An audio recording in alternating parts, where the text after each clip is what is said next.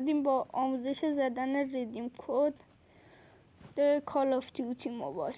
بچه ها میاد توی گوگل میزنن رو جستجو سرچ میکنید به انگلیسی ریدیم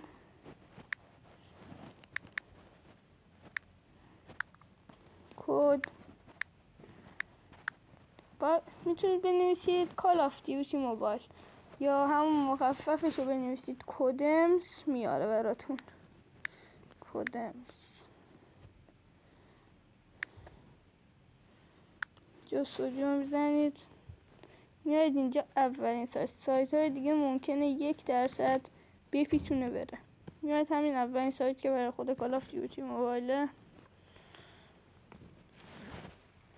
خب اینجا یو آی تون رو مینویسید، بعد اینجا ریدیم کدی که کال آف دیوتی موبایل برس حالا تو چنل این استاش یا هر چیز دیگه ای گذاشته، این استا تیک تاک وارد میکنید. اینجا هم یه کد امنیتیه، بعد میزنید سابمیت.